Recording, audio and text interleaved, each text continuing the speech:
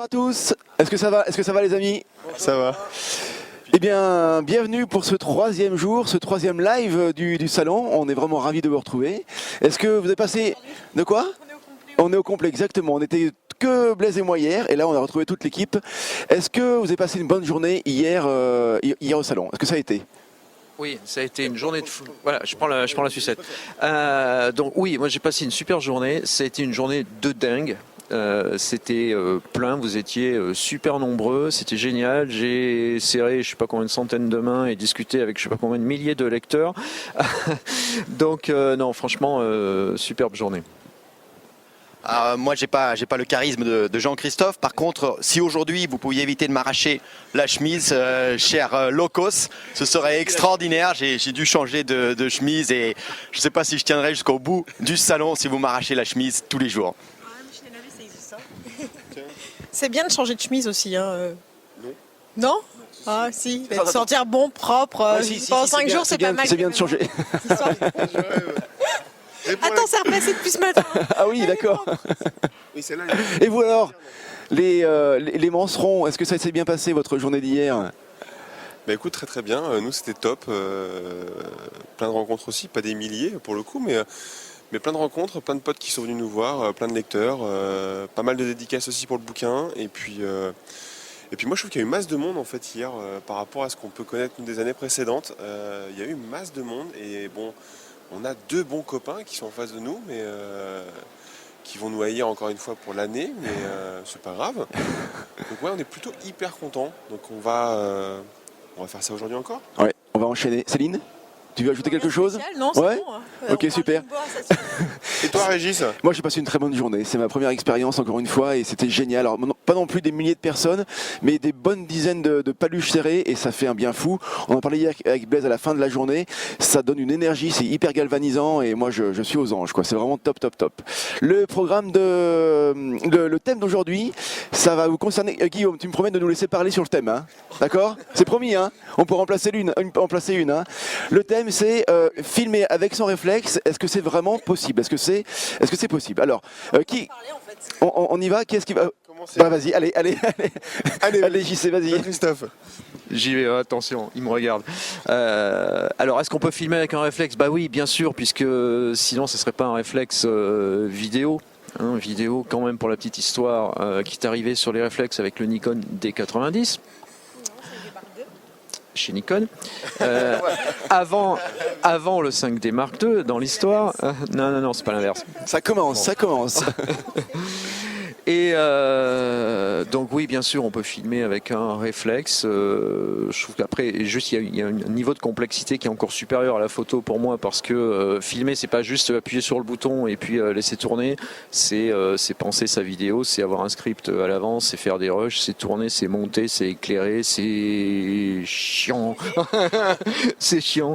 Donc voilà, il faut se former. Je sais que c'est quelque chose, moi, bon, la vidéo m'intéresse pas plus que ça à titre personnel, mais j'aime bien le relever le défi d'essayer d'en faire un petit peu. Il faut vraiment se former beaucoup pour arriver à faire quelque chose de sympa. Moi, c'est vraiment mon challenge, quoi. Blaise, pro de la vidéo. Non, mais ceci dit, Jean-Christophe, sans la vidéo, ce réflexe, je ne serais pas ici aujourd'hui. C'est aussi simple que ça. L'anecdote, c'est qu'en 2008, j'ai acheté un 5D Mark II pour mettre à jour mes 5D Mark I. Et je ne me suis pas du tout intéressé à la vidéo au début. Mais alors pas du tout. J'ai passé 1 an et demi avant même de découvrir le bouton vidéo sur le 5D, sur le 5D II. Il était assez bien caché, il faut avouer. Et puis je me dis bah tiens, c'est chouette ce truc là, on peut faire de la vidéo avec une superbe profondeur de champ, c'est assez extraordinaire. Et j'ai décidé, mon premier exercice c'était de faire le tuto comment tenir son appareil photo. C'était vraiment un test, ça aurait été un test à vidéo. Je me suis dit tiens, je vais faire quelque chose et j'ai mis ça sur YouTube. C'était mars 2010. C'était le début, aujourd'hui 275 000 vues à cette petite vidéo sur comment tenir. Et puis une vidéo en appelant un autre, puis un autre, puis une autre. Et me voilà aujourd'hui avec 3 autres sites extraordinaires sur le salon de la photo grâce à la fonction vidéo des réflexes. Donc il n'y aurait pas la vidéo, il n'y aurait pas photo locaux. Absolument. Ouais, non mec, pas de photo du coup, pas de tuto photo. Donc grâce à la vidéo, on a Blaise avec nous.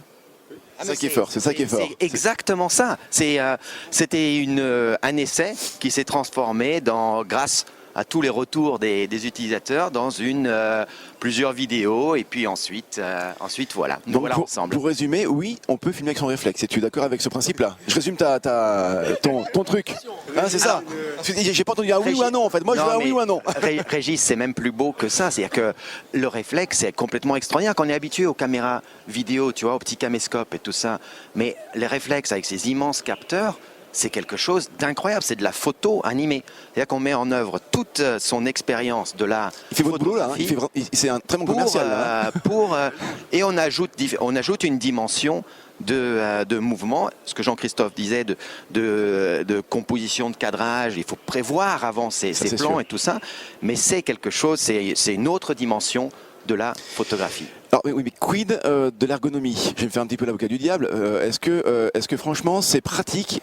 On l'a vu, hein, il y a une qualité d'image époustouflante, des possibilités créatives géniales, mais est-ce que l'ergonomie est réellement pratique pour la vidéo? C'est moi qui parle d'ergonomie. Ça s'améliore.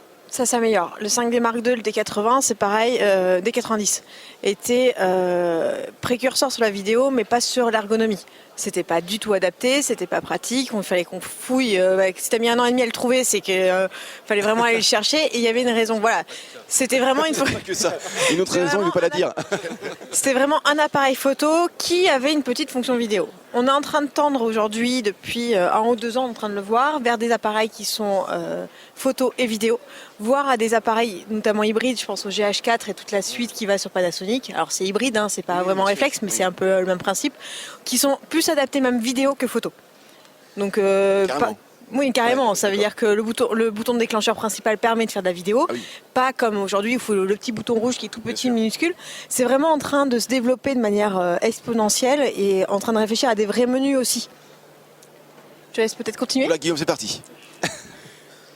Non, mais déjà, réponds-toi à la question, Régis. Est-ce que la vidéo pour toi, c'est... Alors oui, clairement, moi pour l'animalier, oui, voilà. effectivement, c'est une fonction qui est beaucoup utilisée par les photographes animaliers. Mais après, il faut, vous l'avez dit, il faut prévoir à l'avance, quoi. Il suffit pas de filmer, c'est pas juste un film, puis après on diffuse. Et voilà, il faut faire un script, même pour l'animalier. Il faut prévoir ses plans de séquence, prévoir son montage, et c'est un vrai travail de création. Mais oui, il y a des très belles choses à faire en animalier aussi. Donc je confirme ce que vous dites. Oui, on peut filmer au réflexe. Guillaume. Et Guillaume. On va filmer au réflexe d'ailleurs au passage. C'est pour ça que ce live n'est effectivement pas filmé avec un réflexe. Moi, j'ai pas grand chose à rajouter en fait finalement, les gars. Vous avez à peu près tout dit.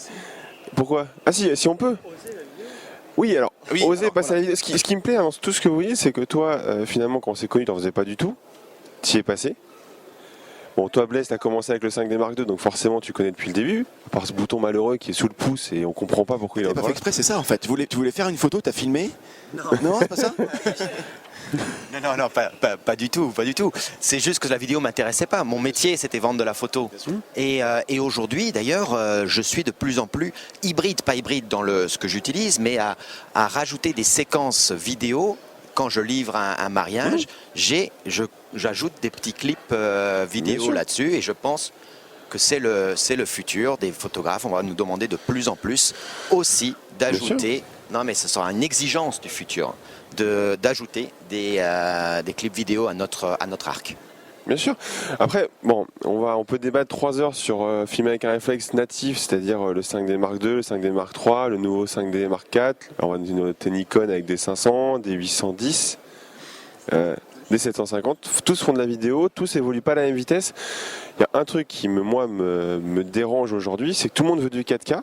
Tout le monde veut du 4K. Je veux du 4K. Vite, je vous dis. Personne n'utilise. Pourtant les supports existent, les télés, la plupart des télés maintenant permettent de le diffuser. Le problème c'est qu'aujourd'hui, pour monter du 4K, il te faut des bandes passantes extra larges, et en plus à rajouter, ça, c'est qu'aujourd'hui le 4K te sert à recadrer une image. C'est tout. Si on faisait un peu plus de stabilité, ça serait bien et on aurait peut-être moins besoin du 4K.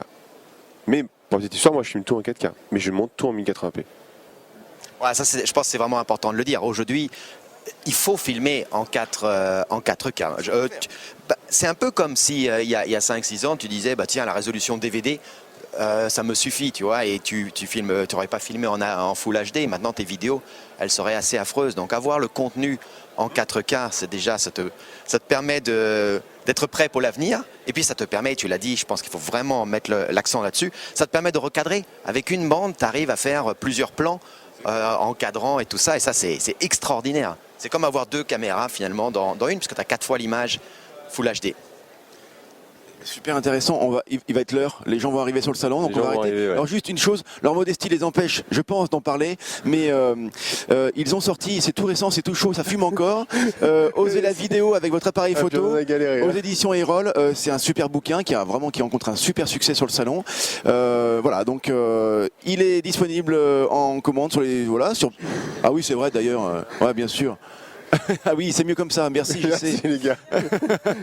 Voilà, donc si vous vous intéressez à ce domaine-là de votre appareil réflexe, c'est un livre à acheter absolument. Mais ils vont les lire à fond et puis ils vont s'y mettre. Et puis Céline est en couverture, vous allez devoir lui faire un petit bisou pour la couverture.